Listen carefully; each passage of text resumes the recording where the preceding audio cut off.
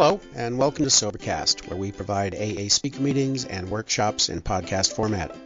We're an ad-free podcast, and if you enjoy listening, please help us be self-supporting by visiting Sobercast.com, look for the donate link, and drop $1 or $2 into our virtual basket. Anyway, we hope you enjoyed the podcast. Have a great day.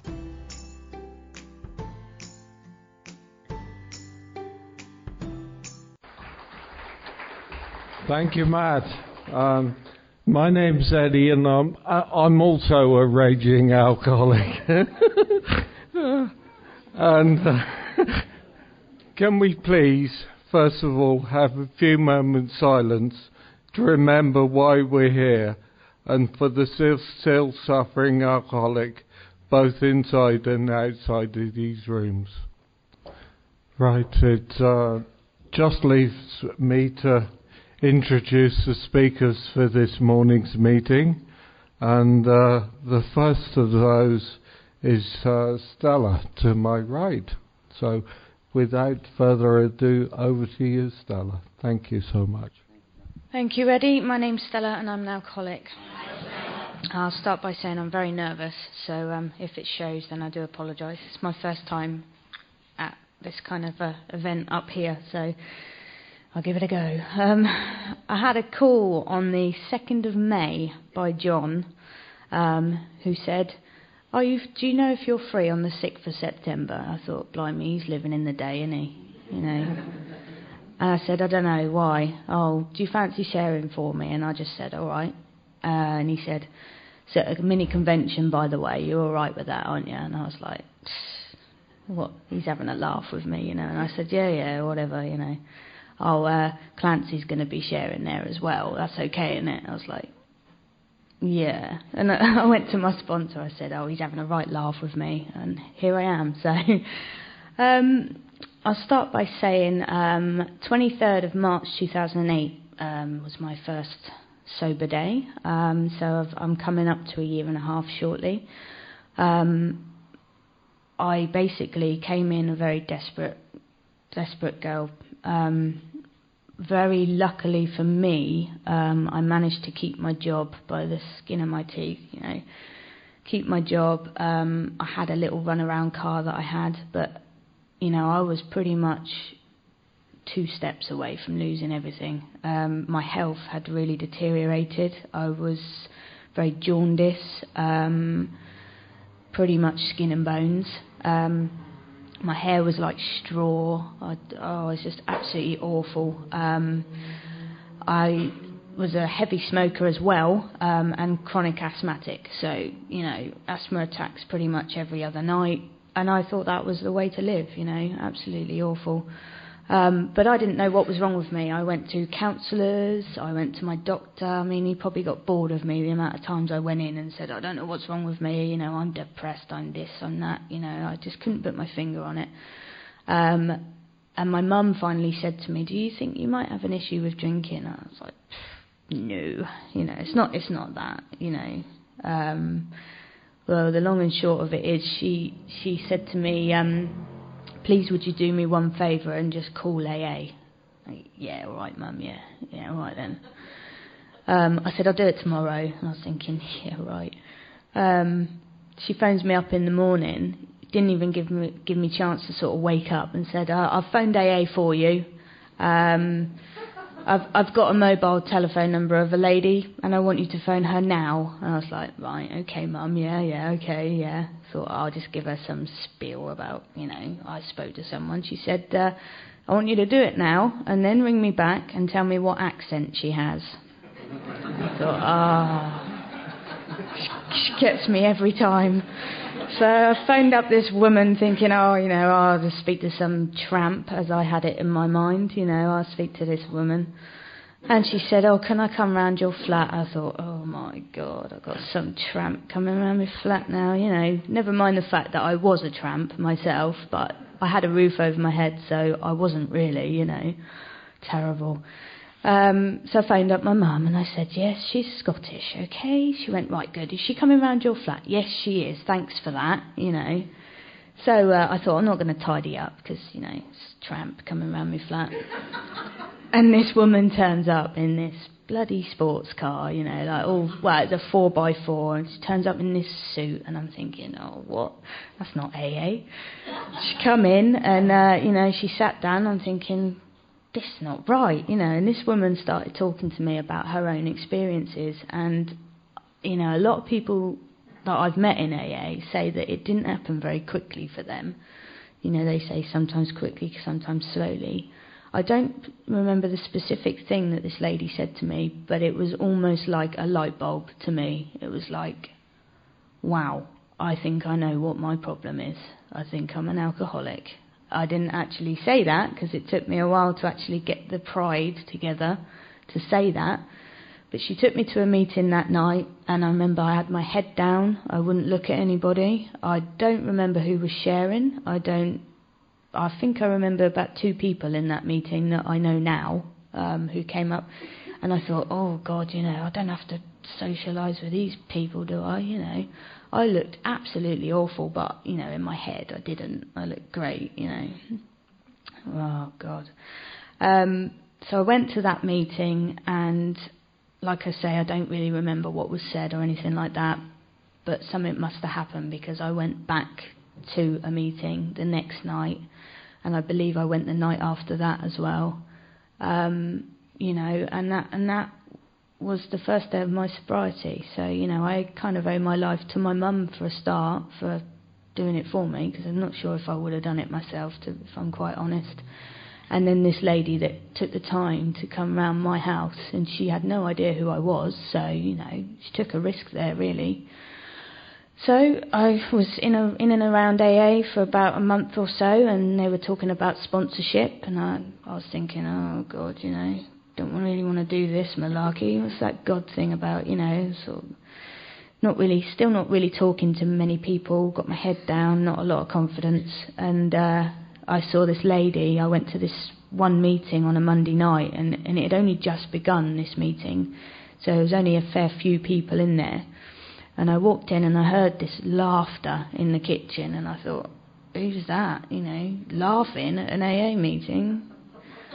And I went in, and she was making this big joke, and I just thought, blimey, that lady's very happy. She's a very happy lady. And I watched her for a while, and I thought, I want her to be my sponsor. But then obviously the fear kicked in. It's like, what if she says no? You know? Really, what is the worst that can happen? But, you know, I never thought about that. It was like, oh, I can't bear her saying no. So I waited till I think it was the Thursday night, and I was trying to approach her, and there was all these bloody people around her. And I was thinking, oh, can't you just leave her alone? I want to go and speak to her, you know, all that pathetic, I'm important stuff, you know. And I didn't manage to do it. I completely bottled it, and I went home. I was beating myself up for a bit, thinking, oh, you know, just bloody do it. Just ask her. It's not that hard, surely.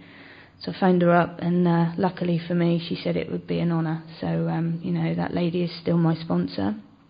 And she's got me through a hell of a lot. She's taken me through the steps thoroughly. You know, and it's been not only that, she's loved me. She's fed me chocolate. We've been out shopping together, and we have a laugh, and we still do. So, you know, that's absolutely fantastic. But like I say, my health was really bad at the beginning. I came in the March. In the May, I decided, my granddad passed away, and I decided that I would do the Race for Life for him.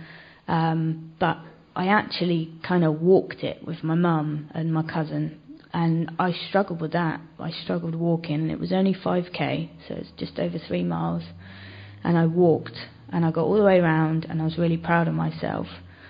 Well, this year, in May, I ran it, and that to me is just, that's how far I've come physically. That is just a miracle. I managed to quit smoking in January this year, so I was very, very pleased with myself. You know, my health is improving.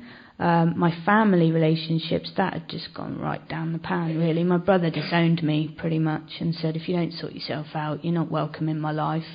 He'd just had a new baby boy, his first child.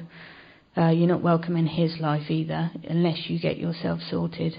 I'm now part of my nephew's life, and he's just absolutely adorable. He actually, he wants to see me. He comes up and running up to me and hugs me, and it's just a miracle to me, really. Like I say, I managed to keep my job by the skin of my teeth, and I'm still with the same company. They made me redundant on the team that I was on, which is kind of a good thing because I wasn't enjoying it very much, and I think they were getting a bit suspicious. So thank you, God. And I managed to I thought, I know what I'll do. I'll aim for HR because they won't make me redundant up there. Not that I really want the job, but, I'm going to go work for HR. That was the initial thought. And then the more I thought about it, the more I thought, I really want this job. And I, prayed to God, and I spoke to my sponsor about it, and I went for it, and I got it. And I was really, really pleased with myself. I was just on top of the world, Give it about 3 months, I was bored. Didn't enjoy it anymore, wanted to get out, and I was thinking, what am I going to do with myself? Because, I'm a little bit bored with office work, because that's all I've ever really done, other than McDonald's. We were talking about that this morning when I was 16. Terrible. So I thought, I need to do something better with my life. Now, a couple of years ago, when I was still actively drinking, I remember thinking to myself, I'd really like to be in the police force.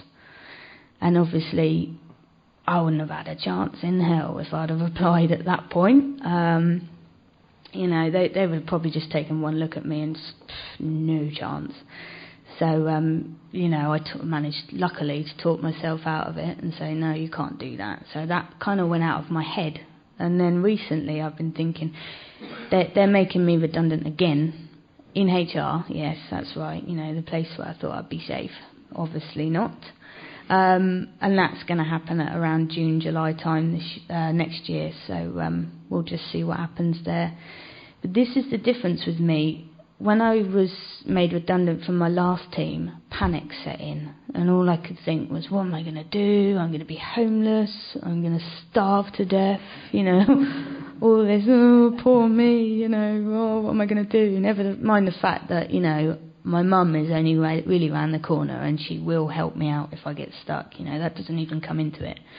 So panic. This time, it's almost like, well, I'm a bit bored of the job anyway, and so what if I have to take on a job that's less pay or something like that while I look for something else? I'm not gonna starve to death, and I've got a roof over my head. Incidentally, the roof over my head, when I came into AA, I was living with I believe, an active alcoholic, although it's not really my place to say. But, I kind of moved in with her because her mum owned a pub. So, it was kind of like, oh, yeah, I'll move in with you. That'd be great. Then I stopped drinking and started going to AA, and we started falling apart, really, both of us. It was an old friend from school, and me and her got on really well, and by the end of it, we were like enemies. It was terrible. And I still, even when I was in AA, not drinking, suffering quite a lot, while she was still drinking in the flat and leaving beer cans everywhere and all that, and coming home drunk at night, I thought I could handle that. I thought, I'm all right, but obviously I couldn't handle that, and it was getting awful. But I was so full of fear that I wasn't ready to live on my own. I've never lived on my own. I've always lived with friends. I can't do it on my own. I'm not adult enough. I'm not strong enough. And what if I get frightened? And all these stupid little thoughts. In recovery, I moved out of that place, and I now live on my own in a flat, and I'm supporting myself. And that, to me, is another miracle of coming into recovery. My whole life is just absolutely fantastic. It is changing by the day. I also got a nice new car. It's not new, but I had a really clapped out piece of junk, really, for 5 years. And now I've got a decent car. So I got that when I came into recovery as well. So, everything in my life is just improved. I got into service quite early on, started doing literature in the meeting, And then because I'm all or nothing, I got literature in another meeting as well. So I was doing 2 lots, which in the end I was told that was a bit greedy because I was kind of taking it off other people. So I gave one of them up, carried on the other one. And now I'm a speaker secretary at the Ringwood meeting on a Wednesday night. That's all new to me as well. I say my prayers in the morning. I phone my sponsor on a daily basis, mainly to moan, because that's what I like doing. I phoned her up recently and I said, I've had enough of this job. They're all, they're treating me really badly and all this. And she's all right, and I went on for quite a while. And she said, well, if I'm honest with you, if you were the boss and you employed somebody and, they came in and 1 minute they're in a mood, the next minute they're all happy and they're approachable, next minute they're growling everybody and, God, don't go near her today and all that. And then she's off for long periods of absence. And then when she comes back, all she does is whinge about this, that and the other. Would you employ you? Well, my logic didn't set in straight away and agree with her, but, in my head. But after a while I thought, she's got a point there. So thank God for my sponsor, because I would have gone right off on one in my own head there and made it all up. They're all out to get me. But anyway, going back to the job thing, I'm just so excited about it right now. And in a way, some people would say it's not really anything to do with being an alcoholic, but to me it is, because I've never had a goal in life. I remember leaving school and everybody knew what they wanted to do, and I didn't, and I was actually quite fearful about that. Everyone's going, I'm going to be a vet and I'm going to be this, and I'm thinking, I don't know what I want to do. I really don't. And it's been like that most of my life. And then I left school, then I went on to college, drunk my first year away. Second year my tutor was waiting at the college, and he phoned my mum and said she's got about an hour to get her coursework in, otherwise she fails the whole lot. So my mum drove me up there and I gave it in, and because of him, I managed to get my A-levels, because I had no intention of going up there and giving it to him, because it was interfering with my time, my valuable time. I got my A-levels, but then I still didn't know what I wanted to do. I didn't want to stay in what I studied. There's the logic, So I just took on an office job and then another office job and just carried on. And I almost feel like I've been carried through all of it. Like I haven't really tried.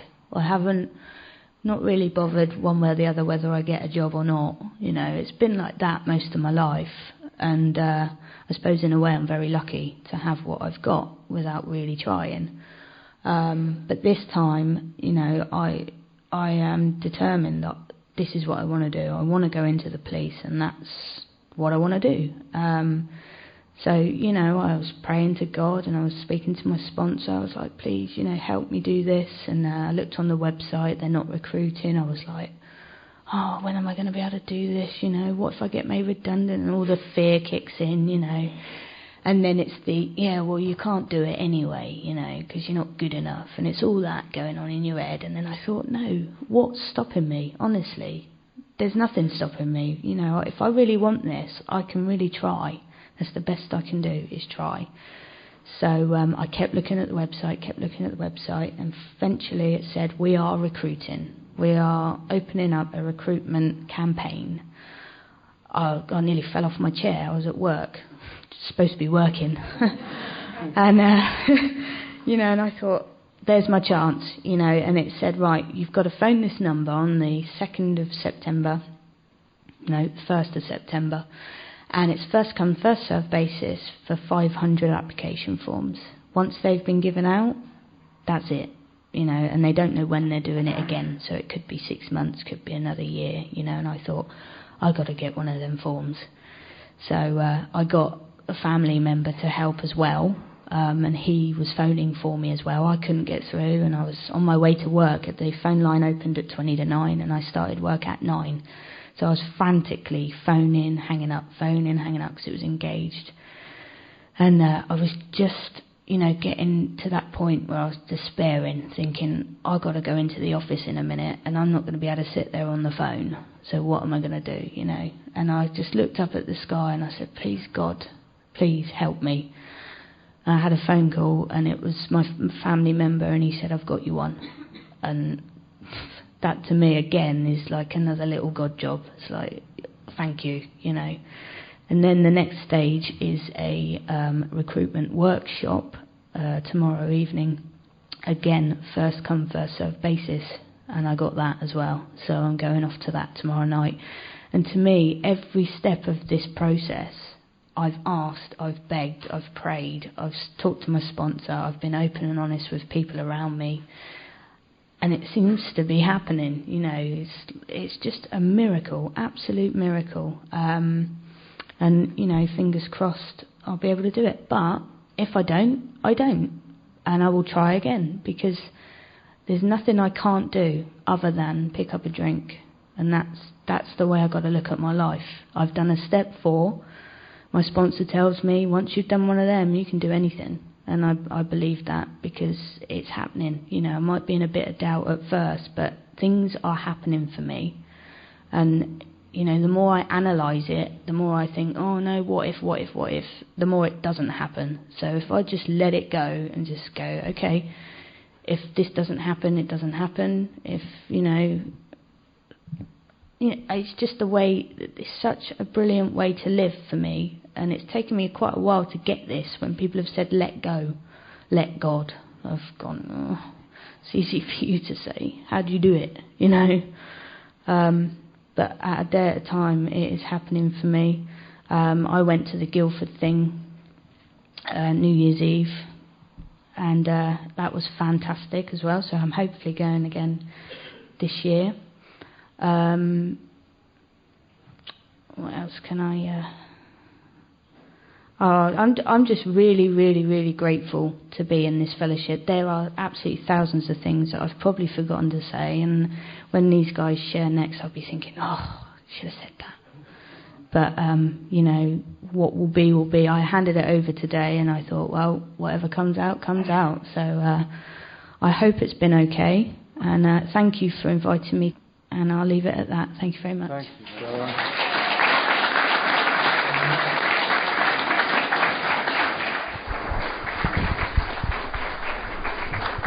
Thank you so much, Stella.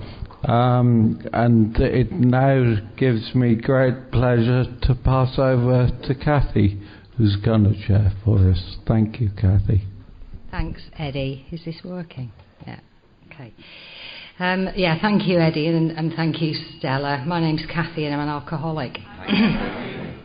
And John phoned me up about 10 days ago, I think it was, and, well, he didn't actually. He texted and said, are you going to the Colbury Convention?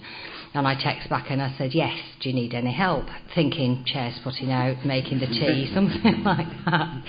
And he texted back and asked me if I would share. And I rang him, I thought, oh, crikey. And if I could have done that share that I did that night in bed when I'd agreed to it, you would have been bored to tears and it would have sounded like a lecture, And I put some notes down here. In the unlikely event, I have to say that I dry up. But it's always been a fear of mine that I'll dry up, and it's never happened. Anyway, the theme of this convention... excuse me, I've got a bit of a cold.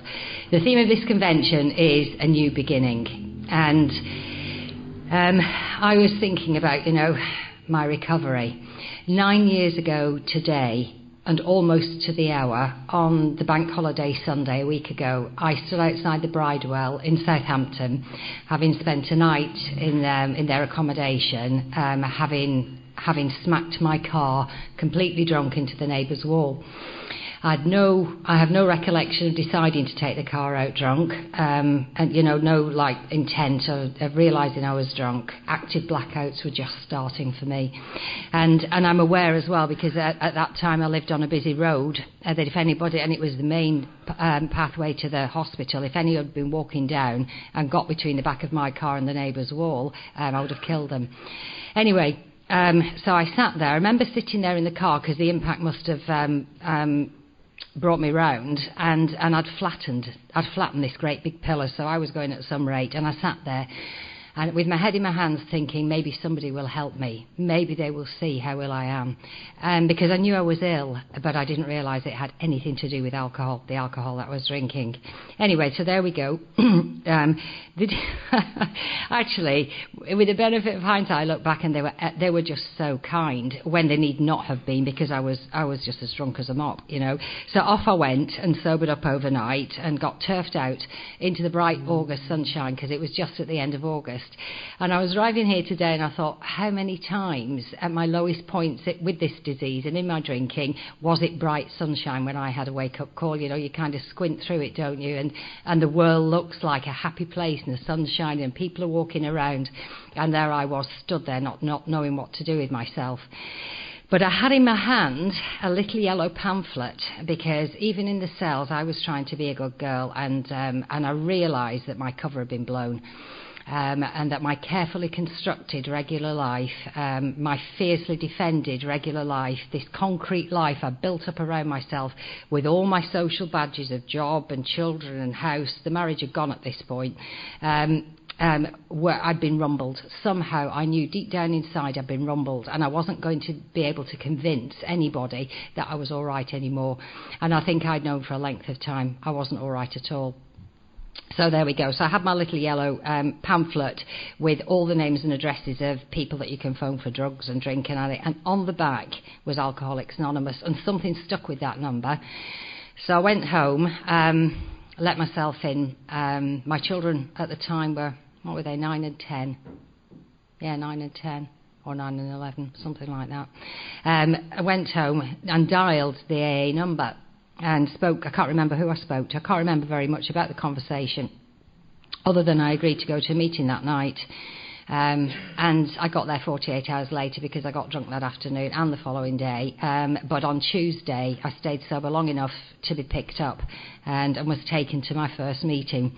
And I look back now and I think, I wasn't possibly one of AA's brightest hopes at that point. I didn't know anything about alcoholism. I didn't think I had a drink problem. I knew I was going to court. I knew I had to have a goodie bag. I knew I had to be a good girl and prove I was taking it seriously.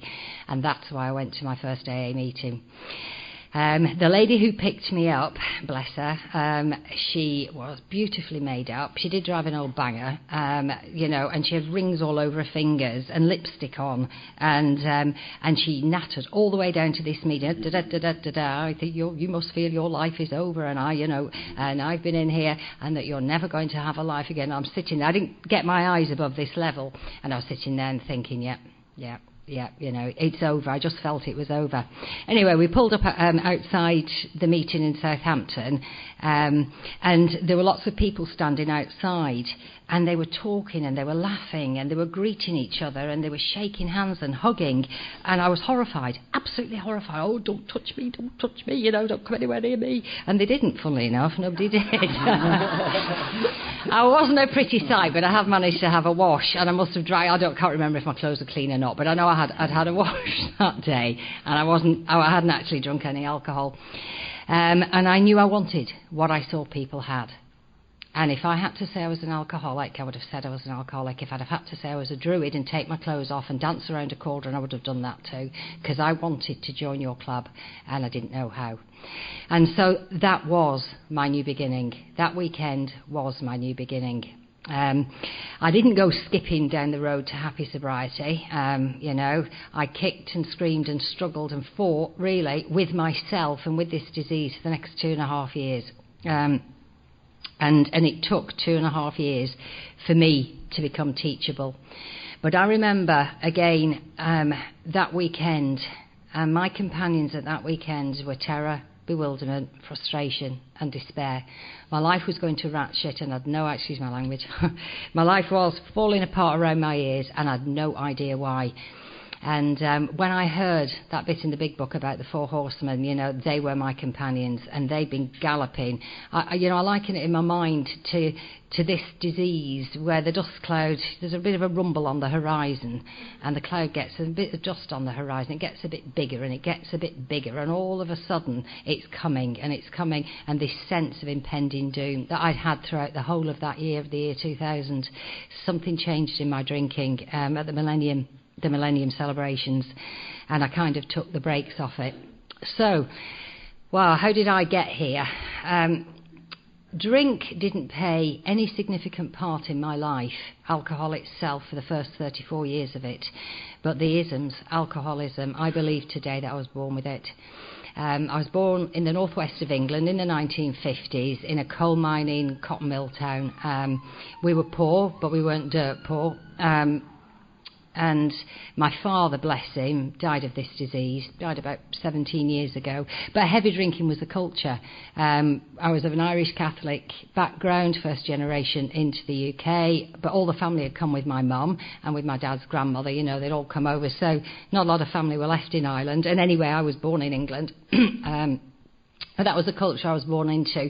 And so heavy drinking was kind of normal.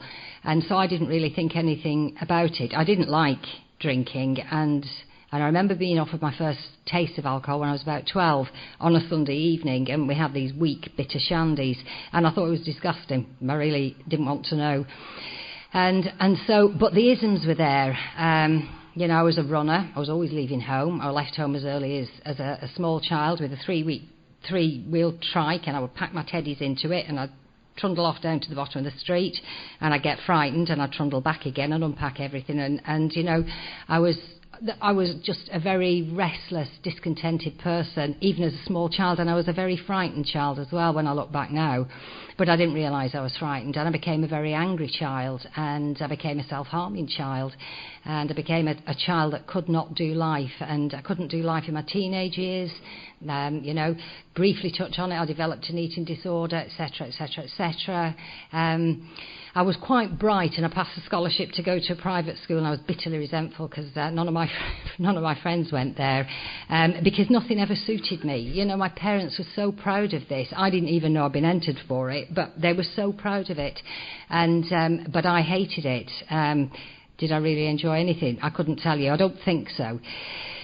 Can I remember? And I tried, in recovery. I've looked back and I think, do I ever any happy memories of my childhood? And it wasn't my childhood, it was me. But I didn't see that at the time. Anyway, so there we go. So I was 17 years old. I had a shed load of qualifications. I had an attitude that would kill. I knew by then I was beginning to get some inkling that I wasn't a well-settled person. And all I wanted to do was travel. So in those days, this would be the 1970s by then, I bought a motorbike in the days when you could go in with your money and buy a motorbike and a crash helmet and some L plates, present your provisional licence and ride it out to the shop. And that's exactly what I did. And I must have crashed it half a dozen times driving it home because I didn't know anything about gears. And I went down instead of up, and fell off it and all of this. Anyway, I packed it on a train and left home a couple of months later, and I went off to work in Yorkshire by the sea. And it was freezing, and that was, no thoughts whatsoever. I was supposed to go in with a friend, and she'd met somebody, she wouldn't come with me, so I went on my own anyway. And so I arrived at this guest house, and it was a Christian guest house, which my mother approved of because she wouldn't have let me leave home, I don't think, at 17. And I wasn't really defiant as a child. Inwardly I boil, but I wasn't defiant. I was quite a compliant, studious, apparently so, child and teenager. And so I left home, and there we go. I left home, and I never went back really. I was catapulted. I fell in love. Hook, line and sinker with the kitchen porter. I was a chambermaid, and there he could ride my motorbike, so we were set really. Bought another crash helmet and off we went. And and I was set. This was it, my knight in shining armour. Life. This is how life was going to be. And then, his parents came to see who this person was, me, And they pulled up in a Rolls Royce, and I was catapulted into this lifestyle in was it North Manchester, South Manchester we lived, bordering on Cheshire, you know, where the lounge was big enough that if one person sat over there, one person sat over here, you couldn't hear each other speak. You had to walk across it, and there was more than one bathroom, and they were both indoors and that kind of thing.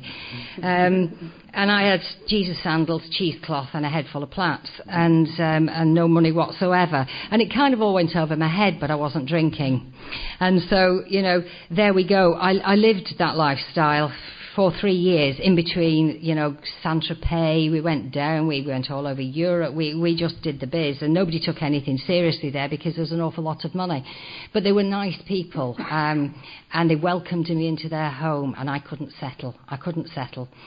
And in the end, you know, and I looked for logical reasons for this, to try and explain to myself why I was like I was, and I had no idea. And so, you know, that ended when I was 20 years old. And Stella, funny you should mention that. You know, I did a few more geographicals, and I joined the police force in Lancashire Constabulary. You didn't have to struggle so hard in the 70s to join the police force, you know. I was 0.5 centimetre under the right height. I could talk a good talk, and they let me in. And I spent 2 years in the Pennines, freezing my ass off amongst the hills, walking the beat, you know.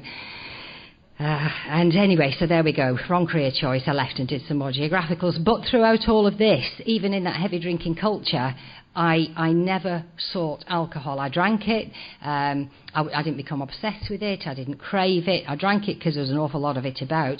But I was lonely, frightened, isolated, and I ended up having a nervous breakdown. And off I cleared off into Europe. Then I thought, oh, there's something very wrong with me. And I don't know what it is. So I'm just going to pack up and go to Europe. And if I die and don't come back, so be it. You know, I can't carry on living like this. That was my logic. So off I went. Higher power, higher power, higher power. How I was looked after. I hitchhiked on my own. There was nothing I was frightened of because I had no normal emotions at that point, none.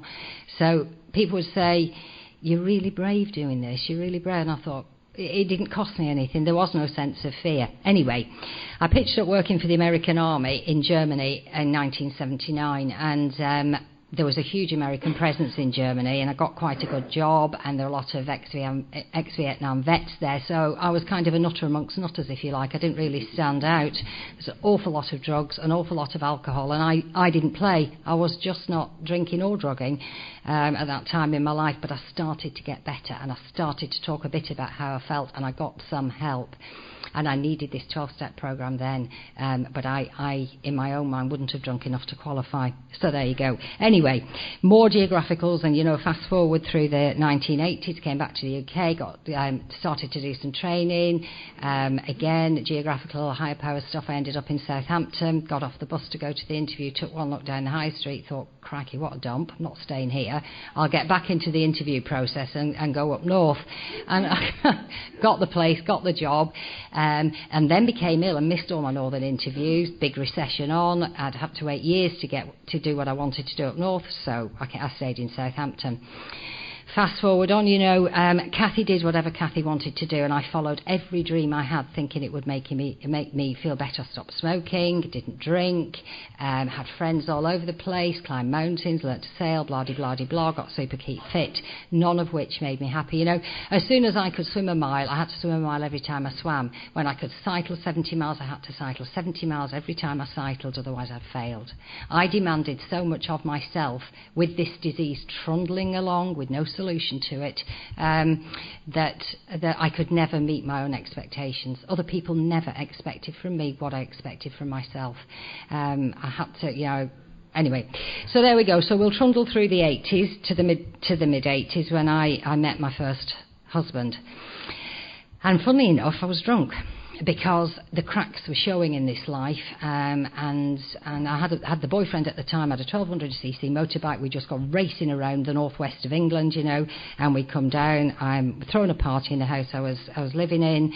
I got wasted on something, which was rare. It was very rare. People had never really seen me drink. I got wasted, passed out, woke up and carried on drinking, and was unaware of it. And my future husband was at that party. Anyway, so there we go. A couple of years later, we got married, we bought a house. And Kathy, at that point in her life, I had resigned myself to making the best of trying to deal with what I knew was a madness. and not being rumbled until I could die. That was my best option at the age of 24, 25, 26, 27, in my 20s. That was my best hope for my life. And so there we go. Anyway, one marriage, one house, Margaret Thatcher's 80s, get a bigger house, got a bigger house. I didn't really give a toss where I lived, to be honest, but I went along with it because that's, you know, my husband wanted to do it, and quite right so. Some people do have ambitions. I didn't have any. He had ambitions, and off we went. And 2 children later brought me to the early 1990s, and in the early 1990s, this disease was rumbling on the horizon again. I knew it was after me. I didn't know what it was. I tried everything I could to fix it. I'd got all these social accomplishments. That didn't work. And I knew it was after me, but I didn't know what it was. And I found drink. I found alcohol. And alcohol became my solution. And that ended a couple of years later. I knew I was in serious trouble with alcohol, but I wasn't. And I phoned up a helpline. And I phoned up a helpline in London because I thought if I phone up in Southampton, such was my paranoia, the lottery fingers would come over the house and it would be me, and they'd follow me down the street. So I phoned up an anonymous helpline in London, and I went to an alcohol counselling service, and she asked me, she said, "My dear," when I told her how much I drank, she said, "Is that a day?" And I nearly fell off my chair because that was my weekly consumption at that time. So I had, tea and sympathy and a divorce. I put all my problems on the marriage boat and the husband boat. I pushed it out into the lake, and it was going to get better. And of course it didn't. So, and that brought me to the year 2000 and the incident, the drink driving incident. And really, when I look back now, what I put those children through, I made these alcoholic decisions, I took them with me. It wasn't a right marriage, but that's no excuse for my behaviour. And so, anyway, so there we go to the year 2000. Anyway, so there I was at my first AA meeting. And for the next 2.5 years, Kathy tried Kathy's way to stop drinking. I was a bout drinker. I didn't drink every day, and I didn't drink in the day. And so I thought I could stop it. Gave me this illusion of control over alcohol. I didn't feel powerless over alcohol. I had one episode of what I call my big drink, where at 11 o'clock on a Monday morning, it occurred to me a drink might be good. And I came round 2.5 weeks later in hospital, and I've got no recollection really of that. But that was the only time that happened, and I needed that. I needed that to get identification, because when I first came to AA, although I wanted to join the club, I had no identification with the drinking at all, and I was looking for the differences, not the similarities. I was looking for an English person, as it happened, down in that meeting, and my attitude was just I might as well have had F off written across my forehead. I didn't really associate with people. I was special and different, and if only you would listen to me. People would say, listen, just listen. I thought, you aren't listening to me. You don't understand. My problems are so different. It's not the drink. There's something more to it. And I couldn't listen enough until I'd taken that last drink. And I took my last drink on June the 1st, 2003. And on June the 2nd, 2003, I woke up barking mad. Absolutely barking mad, and I phoned for help. And I was 12th step by somebody who's in this meeting today. And that lady had only been in the fellowship herself about 18 months. She was about to lose her home through no fault of her own, and she got off her hands and knees from cleaning the rented house that she had to leave, and came to 12th step me. And she took me to a meeting every day that week, and that's how this fellowship works. It's incredible how it works. And then I went and I learnt to listen, and suddenly I could hear everything through a different set of ears, I started to be quiet, I started to listen, I could get identification. I was broken mentally, even though physically I was quite well. I was broken mentally, and I knew I couldn't do it on my own, and I knew I was an alcoholic. I completely accepted it. I'd never stayed away from meetings in that 2.5 years, because I also knew me on my own, out there without this fellowship, no chance. And I felt that if I kept coming back, somehow, somewhere along the line, I might get it. And there was hope in these rooms. There's always hope in these rooms. Nobody ever criticised me or laughed at me. They just said, keep coming back. And so much kindness in that time was shown to me. People went out of their way to take me to meetings. It amazes me how this fellowship works, because they wanted to see me get well, not for any other reason. So And then we read chapter 5 at the beginning of this, and that's it. Rarely have we seen a person fail who's thoroughly followed our path. And I'd never even given the programme of recovery half a chance. You know, I'd taken one look at it, I'd seen the word God, I'd remembered the convent, and I wasn't having anything to do with that, thank you. And and the other steps I couldn't really see a problem with. You know, if you could get God out of it, there wasn't really a problem, because I had a problem with alcohol, and I drank too much of it every now and again, and the consequences were beginning to show, but that was it really. What did the programme have to do with me? And yet somehow I knew that was the gateway between where I was and where all of you were. But I couldn't get it. Like the child outside the playground for so much of my life, holding on to the railings, watching you all play and not being able to join in. Something stopped me from... Really? Oh, crikey, I better get on with this. Anyway, so that was my new beginning, and that's the theme of this convention. So after I'd taken my last drink, I threw myself into this programme like I throw myself into everything else, you know. I started to do the steps. I got a sponsor. I was honest as I could be at the time with the sponsor, and I went through those steps. With that last drink and the waking up the following morning, I got steps 1, 2 and 3 as a gift. They were a gift. I've been given the gift of desperation, and I was given the gift of the first 3 steps. Step 4 I wrote that week. And because I believe, for me, I was just so angry that it was like a volcano, and until at least I'd made some attempt at step 4 and released some of this stuff, there was no room for any more recovery. So I did steps 4 and steps 5 very quickly afterwards, followed by step 6 and step 7, because I'd learnt enough to know that my character defects would kill me. If I nursed my character defects and fed the bad stuff and not the good stuff of these monkeys on my shoulder, I'd drink again. And I could, with all humility, ask for these character defects to be removed, or at least, you know, I can't actually recall the step, but please remove from me these character defects. And that's part of my daily prayer, because they'll still kill me, you know. It didn't turn me into a perfect person. And then there was a long pause, but the greatest relief for me came when I became willing to make amends to those I'd harmed, because I never thought I would. I just never thought I'd get over the resentments I've managed to accumulate and nurse for all of those years in my life. And when I became willing to make amends to those I'd harmed, it gave me the greatest freedom I've ever known. And fortunately for me, or higher power stuff, it was just before Christmas, so that gave me an ideal opportunity to contact people by way of Christmas cards and sorry to have been out of touch and whatever, you know. By the way, I'm really sorry for my behaviour. I did a lot of it that way. And then the maintenance steps of 11, 10, 11 and 12 that I do, you know, not perfectly. And so there you go. This program is about progress, not perfection. And I'll just really finish on what my life is like today. Today, as I sit here, you know, I know I'm really quite tired because I moved house and blah, blah, blah, blah. It doesn't always make my life manageable, but it keeps me away from a drink one day at a time. My life is beyond my wildest dreams. As they say, catapulted into the 4th dimension. I haven't got a clue what people were talking about, because that would have been my idea of having another boyfriend with a big motorbike and roaring across the United States, or climbing Mount Kilimanjaro and looking at whatever waterfalls go down it. You know, that was my idea of the 4th dimension. Not having a responsible job, taking responsibility for my 2, at the time, frightened, disturbed children and nurturing them through teenagehood, and certainly not taking on a German Shepherd, you know, puppy, because my children wanted it. You know, like I needed more responsibility, like another hole in the head. There are skid marks down the road to my recovery, and I've trudged it on many occasions, inwardly rebelling but outwardly doing it. You know, the bottom line was I knew I had to do it in order to survive until it got good enough for me to start to enjoy my life. I couldn't begin to describe my life. It's absolutely, again, beyond my wildest dreams. I am beginning to dry up.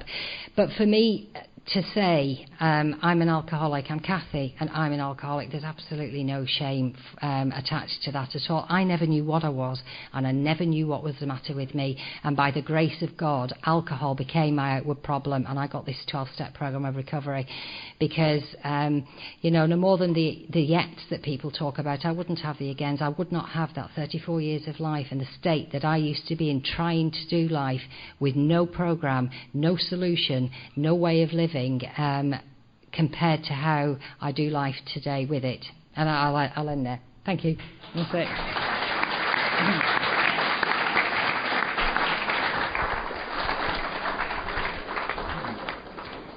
Thank you so much, Kathy. And it leaves me to hand over to Ronnie now, who's going to share for us. Thank you, Ron. Thank you. My name's Ron. I'm an alcoholic. I believe we're being taped on this, and what I think about it, you sit and think about the ideas about carrying this message, that somewhere along the line, this meeting's going to be heard. Someone's going to be sitting in their front room listening to this tape, and for the sake of them, my name's Ron. I'm an alcoholic. Welcome to the World Convention here at Wembley Stadium. Just think of it. They'll be saying, I'm sure it said Southampton on the label. I like having a little bit of a joke and a giggle to start with, and I'll tell you why, because when I sit here, I'm nervous, I'm scared.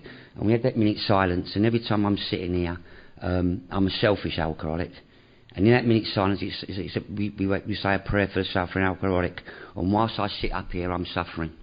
I hate it. The first share I ever did was at the Bournemouth Convention. I've got to tell you, I've got a sponsor who's the son of the devil. He really is. He may even be the devil incarnate, I don't know. But he's not a nice man. And he doesn't know nothing about sponsorship. You'll hear more about that later on. He's just a nasty piece of work. Never give me a cuddle or a bit of chocolate, I've got to tell you. And anyway, the first share he ever got me to do was at the Bournemouth Convention, and I was sitting there and I was frightened like I am now, fear. And a fella leant over to me, he said, "It's okay, Ronnie, it gets better." And that was the first lie I was ever told in AA, and I've been told many more since. And what another fella said to me, he said, "Ronnie, he said, do you know what the fear is?" He said, "It's your ego. That's all it is, it's just your ego." He said, "And if you're ever sitting there and you ain't got the fear, do you know what that is?" I said, "No, what?" He said, "That's your ego." So I'm just an egotistic, selfish alcoholic, I suppose. I'll just put up with it. But what he said to me was something really beautiful. He said, "Ronnie," he said, "if you turn your will in your life over to the care of God," he said, "why do you want to take it back when you want to do a share?" He said, "just turn it over to God." And a little while after that, I heard a prayer on the tape. So the share tapes really got me through a lot of stuff in the early days, you know. And I heard a guy saying a prayer, and I liked the prayer.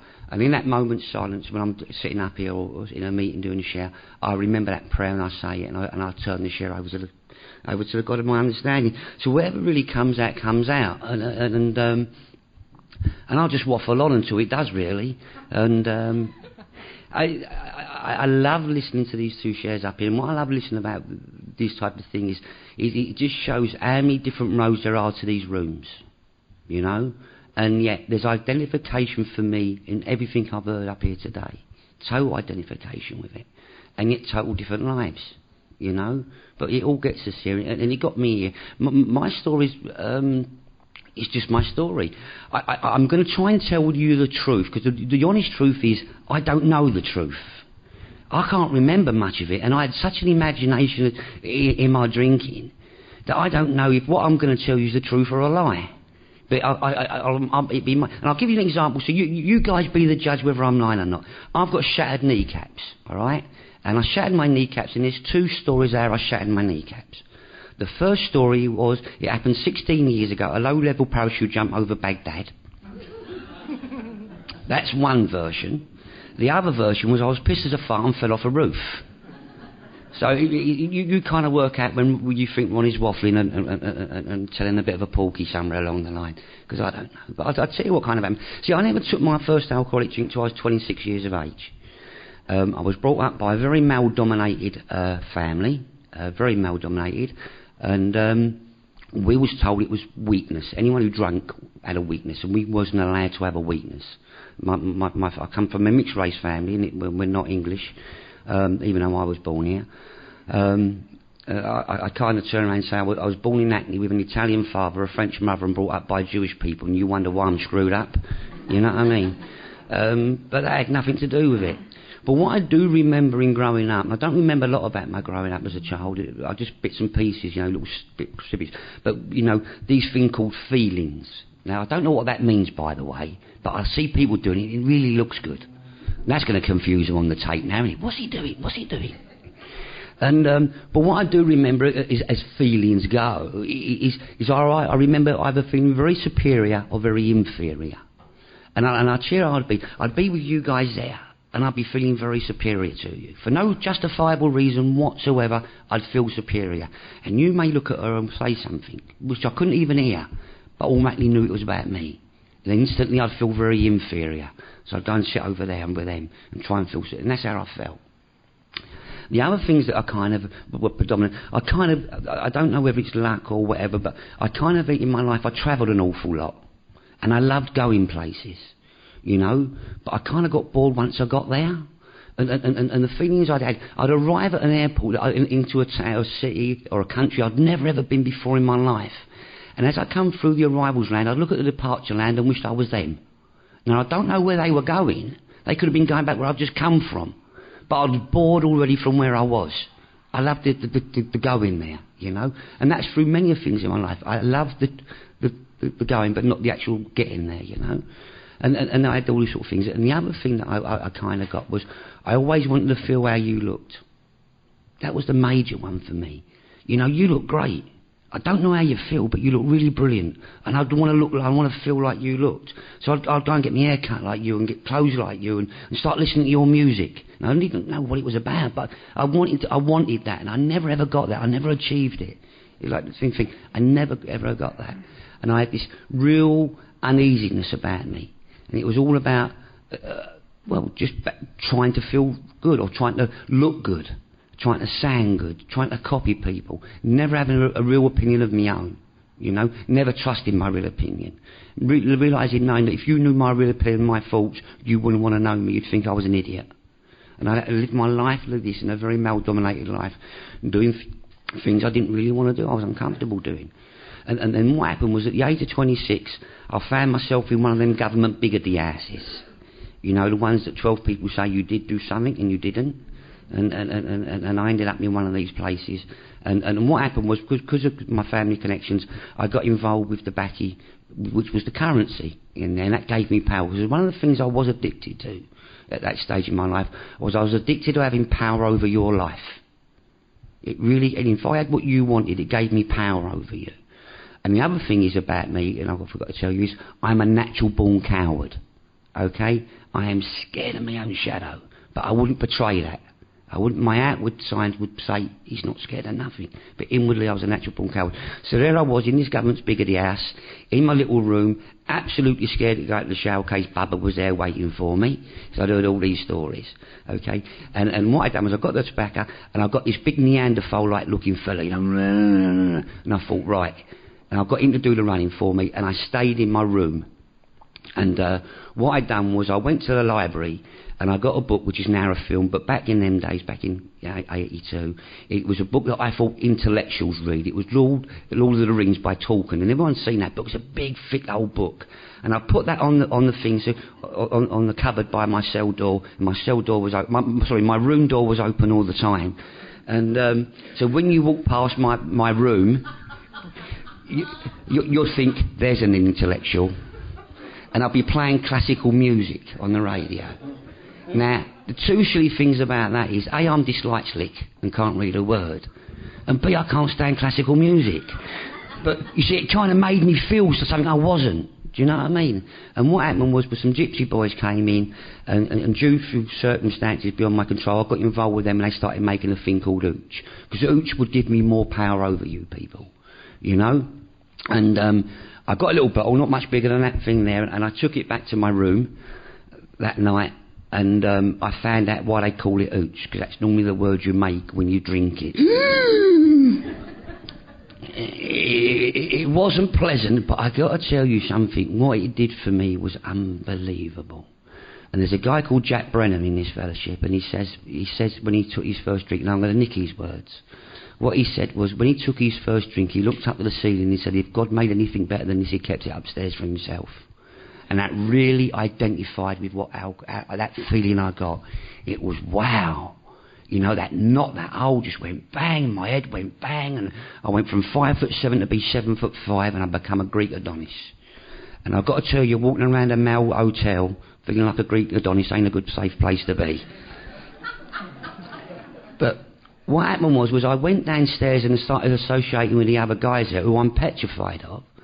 And then by the end of the evening, I was chasing a guy down the landing with a snooker cue. This is from a natural born coward. This is what alcohol did to me by taking 2 mouthfuls of a little bit of a liquid. And I looked at it and I knew this was my solution to my problem. So when I left that hotel a good few months later, I didn't wait till 6 o'clock to have an alcoholic drink. I had to have a drink first thing in the morning, and I immediately started drinking first thing in the morning. And when you're working with a family who says drinking's a weakness, and I couldn't afford to be weak, I had to hide my drinking. So I heard that vodka doesn't smell, and so I started buying vodka and Tango. Well, let me tell you, vodka doesn't smell if them people out there drink it. But when you drink it the way we drink it, it stinks to fucking high heaven. But I never knew this. See? I'm walking around thinking I'm the invisible man. You know, nobody knows. We had some car lots. There was 5 car lots up in Croydon, and when we had a couple of them, and we was all pals together. And we'd all look after each other's car lots, because I'm an hypocrite as well. I'm the world's greatest hypocrite. I've got to tell you, I'll judge everybody, even though I'm doing it myself. You know what I mean? It's do what I say, not what I do. And these guys would go and have a pint and a pie at lunchtime. And I'd walk in and I'd slaughter them. I'd floor them. Hey, you're not getting anywhere near my customers, smelling the booze, blah, blah, blah, blah, blah. Walk round the corner, get me bottle of vodka and have a gulp with me Tango. And one of these guys said to my brother once, he said, you know, your Ronnie must now half be fit. He said, why is that? He said, well, he's always drinking orange juice. He said, if you want to know how fit he is, try and take the bloody can out of him. They knew. I didn't know they knew. I got called down to Knightsbridge where the heads of my family were into a restaurant. Been my family in the restaurant business is one of the things we do in assassins. And they sat me down, and these 2 guys, and he said to me, Ronnie, why are you drinking? And I didn't know they knew. But immediately, I don't know about you, but my head can lie so quick. It really can. And I came straight up. I said, you ungrateful bees. And he went, what? I said, you're so ungrateful. I said, I found out I've got a talent. I said, I can drink and hold it. I said, I'll take people out, I'll get them pissed and I'll get this family the deal we need. I said, I'm sacrificing myself for yous. And that became my war cry. I'm sacrificing myself for yous. And it was just ridiculous. And what I'd done was I just drunk myself out of the public eye. They couldn't leave me anywhere. And I don't know if anyone would drunk. The idea for me was top-up drinking during the course of the day. Just keep it at bay. And at night or early hours of the morning when I got home, it would be that romantic vision I'd seen on the films. You know, the guy loosening off his tie and drinking a martini. Well, I would do that. I'd sit in the chair, loosen off my tie, and then try and gulp down a pint of vodka and orange juice and spill half of it down my shirt, and that's what I was aiming for, and go, yeah, that's it. This is what it's all about. Just that sense of ease and comfort that comes from drinking the first half of vodka and orange. And I'd get that. But what would happen was sometimes I'd mistime it. I don't think I've really ever done that. Where I'd have that one drink during the day, and it'd be one drink too many. And all of a sudden you're thinking, I'm slurring. I ain't pronouncing me F's and me things properly here. And so I'd go off. I'd walk off and I'd try and get myself, have a couple of cups of coffee or drink a load of water, and that would make me too sober. And I'd have to have another drink, and that'd make me too pissed, and it'd be, I knew the day was gone. You know, I just had to go away and get our life's work. But what they would do was they would put me on the sites building these restaurants, and what I loved was making myself feel important or seem important. So if the plumber looked like he was doing an important job, I'd go and work with a plumber. Don't know what he was doing, but I felt important. And I'd look around and the bricklayer looked like he was important, so I'd run over there. And I'd go round feeling important. And I loved it when the surveyors come on, you know, with the suits. You know, the really, really, really important people. And I'd walk around with the plans like that. I mean, they could be upside down, back to... I wouldn't know. Going, yeah, I agree with you there. Just to make anyone look at me and go, he's important. You know, always had to be the most important person on the site. To eventually, they said to me, you can't work on the sites, because what happened was they turned around, the guys rest of the site said, we can't work with a drunk. He's dangerous. And what the other thing is, around about this time, what was happening was... One of the other weaknesses I was told was for me living my life, and it was kind of okay for me because I'm petrified of this anyway, was one of the things was a long-term relationship with a woman. They said to me, Ronnie, you know, you can't do what you're doing and have that. It's another weakness and you can't have it. And I've got to tell you, I was kind of okay about that because women scare the crap out of me. And I tell you why you scare the crap out of me, because I don't understand you. You know, I've learnt now, you know, about this fight and flight and all this spiritual, you know. But you see, because what happened with me is I was scared of you. And naturally I'd want to either run away or fight you. Well, I know I don't want to run away from you because something's dragging me towards you. And I know I definitely don't want to hit you, but I want to do something, I don't know what. And it scared me, you know what I mean? And the other thing is my alcoholic edge, you see, because my alcoholic edge would sit and tell me that, and this is truth. I know for a fact all the women in this room fancy me. I know it. I know that for a fact. Now, you see, the women are laughing. You say, Ronnie, we don't. I'm happily married. I'm with a nice... And even if I wasn't, you're not it. And that's why the ladies laughed in here. The blokes laughed because they're saying, Ronnie, don't be daft. It's me they want. You know? So I've got all this madness going on. So female company, long-term basis is a weakness. And so because of my fear, I've never had the front or the audacity. And I hate using the word chat up. It kind of belittles of what you're trying to do. But I never had the front to go up to a strange lady and say, would you like a drink? Would you like a dance? Would you like this? Could I have your number? Any of that. So any relationships I had with women that I'd got to know through business and socialised with anyway, and it kind of drifted into a relationship. And because of me, and I've got to be honest with you, this is also in sobriety with my relationship, my couple of relationships I've had in sobriety. They seem to be very good short term. You know, as a sponsor, I tell my sponsors, don't ask me about finance and romance, because I've never had a young lady come back and say, Ronnie, can I have 3 more months of that crap, please? It's kind of never happened. I've had a couple come back say, thanks you, I'm now batting for the other side, but never, can we have another go at this? So, but what happened was, there was a young lady I used to speak to on the phone, and she was one of my company's, my family's solicitors. We've got solicitors that work purely for us, and she was, and I kind of flirted with her on the phone for the last couple of years. And I've got to tell you, this woman on the phone was sex on legs. She was gorgeous. She had the most sexiest, beautiful voice I've ever heard in my life. And we flirted, and it was great. A fantastic relationship we was having. But she was married, and I knew that was safe, so I could flirt with her, you see. Anyway, cut a long story short, it turned out we was flirting on the phone, and I found out she wasn't married. And I said, we'll have to go out for a meal one night. She said, great. I've never seen this woman, by the way. Don't know what she looks like, but she's gorgeous. I know she is. And my ego would only allow me to have beautiful women on my arm. Absolutely drop-dead gorgeous women. Bitches, most of them, but they were drop-dead gorgeous. And anyway, so we arranged to go for a meet, and I met her at Victoria Station, and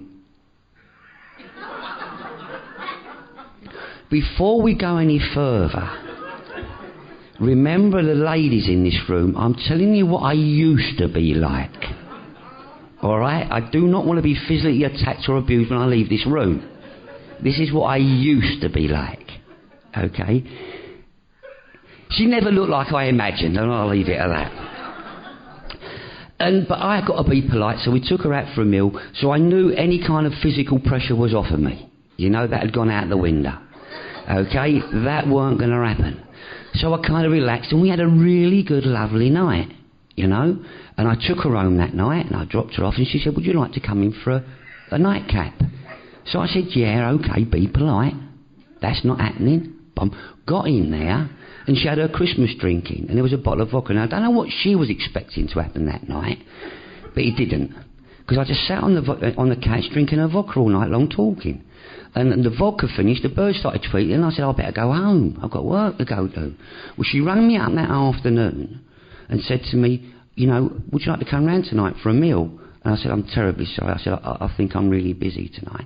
And she said to me, well, I've replaced the vodka. I said, 7:30, do ya? I don't know what happened, but I never went home again. I kind of moved in. And I don't remember doing it. I don't remember making the decision. She'd ring up, tell me she replaced the vodka, and I ended up round there. And somewhere along the line, I'm living with her. And at this stage, it's when my family said to me, you better have a few months off and get yourself sorted out. So I'd gone back to her flat where we're now living. Her flat, she's buying it. And I said to her, do you know what? I said, what we should do, I said, because we're obviously in a real long-term relationship here. I said, why don't we sell your flat, buy an house that needs work, because you know I'm a builder, and I know all about building. I said, we'll buy an house, and we'll do it up, and we'll put it in your name. And for a very intelligent woman, she was very stupid, because she said, yes, we'll have a bit of that. God bless untreated Al-Anons. They kept me pissed for years. And we bought this house. And what she would do was she'd go off to work in the morning. I'd go off to the shop, buy a bottle of vodka. She'd come back down home in the evening. I'd be pissed as a fart and passed out on the set, and there'd be a brick wall on the floor. And I went round the house knocking down brick walls. We had 3 toilets in this house, and I took all 3 toilets out the same day and never put one back. That poor cow, and now the women will understand this more than the fellas, never had a toilet in the house for 3 days. The kitchen was a tap and a bucket. That was it. You know? And one night there was no more walls to knock down. It was a building site. And was laying in bed and I said, you know why we're doing all this renovation work? I said, you know, because I'm Italian, we want big families. I said, why don't we do a loft conversion? She said, no, please, no. So she said, let's start putting some things back. So I agreed not to do a loft conversion, even though I knew it was a good idea and the right thing to do. Get rid of the mess in one go, you know what I mean? Sensible. So she came home next day. I was passed out on the settee and there was 2 ceilings upstairs on the floor. So we kind of sat down and we had a discussion, and the only thing we could do, a suffering alcoholic and untreated Al-Anon could do, was we put the keys in an envelope, post it through the letterbox of the building society we owed the money to, and buggered off to Italy. And my family kind of drove us around and sent us from place to place. They kind of settled us up in Milan. And as I said, we got restaurants, we got this, we got that. And the only thing they could do was they put me on a building site in a place called Legnano, and they gave me an hammer, and they said to me, Ronnie, go and find some nails and pull them out so people don't hurt themselves. So I became a professional nail puller-outer. Up there, I became the world's #1 nail puller-outer. I would hold competitions in my head, and I'd win the world title, and I'd pull 3 nails out in half a second flat, and madness, insanity. But I loved it because I could get off the site, have a drink, come back, and no one would miss me. But all the time, dreaming of being the most important person on the site. And the most important person on that site was the crane driver. And one Saturday morning, you know what's coming, the crane driver never turned up for work. And we had 2 lorries there from Germany that had to be done. And we're building a 12-storey block of flats, so you can imagine how high the crane was. So I went up to the drummer. I said, I can drive one of those. I said, but the one I drove in London was yellow and that one's red, so the controls will be different. I said, give me half hour. I said, and I'll be all right. And they went, yeah, okay. So anyway, I drove the crane and I got scared. And what happened was it was petrifying. I didn't want the job. Didn't want the gig. I ain't got my glasses on. I'll just presume it's her phone number. I'll call you later, okay? Anyway, I was petrified of driving this crane, and it absolutely scared me. And so what happened was I got down, I finished the gig, I got down, and the drummer said to me, you've got the job. No, I didn't want it. But I knew how to get over fear, you see. I would drink vodka, so I'd take up a 2-litre bottle of orange juice with me. I was great. It was fantastic. I was flying around in this crane all over the place for about 2 weeks until I smashed into the crane next door and nearly killed a load of people. 2 cranes of rock like that. There was bricks flying everywhere, the loads we were carrying. And they dragged me out of the crane, took me in the back of the van and put me in the back of the van and sent me over to a building site on the other side of Milan and said, there's an hammer, go and pull some nails out. And I became a nail puller-outer again. You know, and things just progressed drinkingly. She got pregnant. I don't know how that happened. I know how it happens, but I don't know how it happened, if you know what I mean. I'm not that low. And she said to me, I've had enough of it. We've been over there about 2 years, he said, and I'm going back to England. If you want to see a child, you've got to come back. So I came back to England, and the drink just took off. It just took amazingly. And what happened was one day she'd gone out shopping, and I would be hiding a drink. You know, and I'd hold it under bushes and I'd deny I'm not drinking, and I am, just trying to keep that edge and just trying to survive, really. And one day she'd gone off shopping with her mum, and as she was walking out the gate, there was half a bottle of vodka under a bush that I'd forgotten that I'd lost. And I picked it up and I drank it, and it was that bit that took me over the edge. And I was sitting there and I was looking at it, and I realised that all my problems stemmed from my right hand. If it wasn't for my right hand, I wouldn't have had to do the things I did in my life, and I wouldn't have had the nightmares, and I wouldn't be drinking. So I came to the only solution a drunk could come to. I went to the kitchen, got out a carving knife, and proceeded to cut off my right hand. And because blood come out everywhere, remembering I'm a coward, I screamed the house down, went running out, and was taken to hospital and sewn up. But from there, I was taken to a treatment centre. And they turned around and said, in there, it's the first drink that does the damage. Now, I've got to tell you something, I'm not stupid. If you don't have the first drink, you can't get drunk. Okay? So when I came out of that, at this detox centre, I was going to prove whether I was an alcoholic or not. I went to a public house, and an off licence, and I brought 4 cans of lager. Okay? And I thought, so I bought a can of lager, and I said, if I'm going to have an alcoholic drink before 5 o'clock, then I'm an alcoholic and I'll never drink again. And what happened was 5 o'clock came, I didn't want to drink, so I went and bought a bottle of vodka. I've got a rush here, and then I've got to get to where the point is, and that is, that bottle of vodka lasted me 3.5 years. In 3.5 years, I went from 11 stone to just under 6 stone. That bottle of vodka took me to be chemically detoxed in mental institutions, detox centres and hospitals 24 times. That bottle of vodka made me have hemorrhage, have the last right said to me over twice, and have a stroke. That's where vodka took me. It took me from being a very smart, dapper guy to laying on a bed, peeing and pooing myself. And that's where it took me. And I ended up 3.5 years down the line in a treatment centre. And what happened in there was I was fighting this program. I knew what Ronnie needed. You see, my problem was I was an alcoholic and an andy. I wasn't an alcoholic and an addict, or an alcoholic and a dope fiend, baby. I was an alcoholic and a big Joe Bananas. And I couldn't handle what you people were handling. I got to the stage in that treatment centre where I couldn't live, I couldn't die, and I couldn't do what you wanted to do. So what I done was I went there and I done a deal with them. And the deal was quite simple. I said, I'm going to do everything you've told me to do, nothing more and nothing less. I said, but when I'm dead, you're going to tell my son I was right. And they said, we'll have the deal. And that's all I've ever done. And what got me through that first part of the deal was I'd lay in my bed at night thinking to myself, picturing my funeral, laying in my coffin, and I know I look good, by the way, with all these people crying to my son saying, if only we'd listened to Ronnie, he'd be alive today. I came to AA because they told me that I had to do that. They said, get a sponsor. I went up to this guy and went, and he said, we'll have the crack, see what we can do. I can't ring you up as well.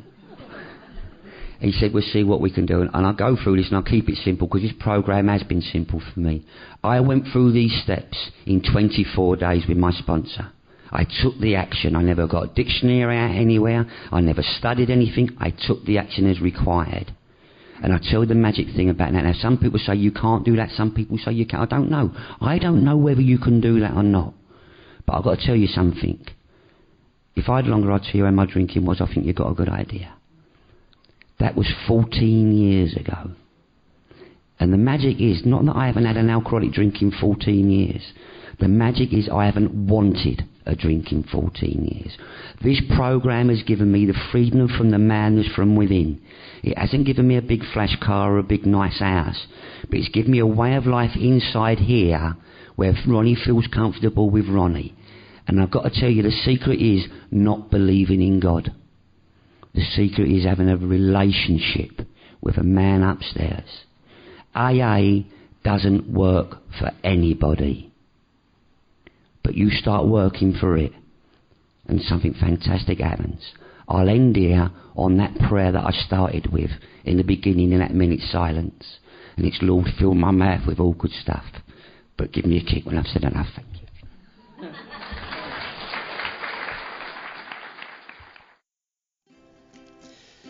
Thank you for listening. I hope you enjoyed the podcast. Sobercast is ad-free, and we'd like your help in order to keep it that way. So if you'd like to help us be self-supporting by pledging $1 or $2 a month, visit Sobercast.com and look for the donate links. Thank you very much.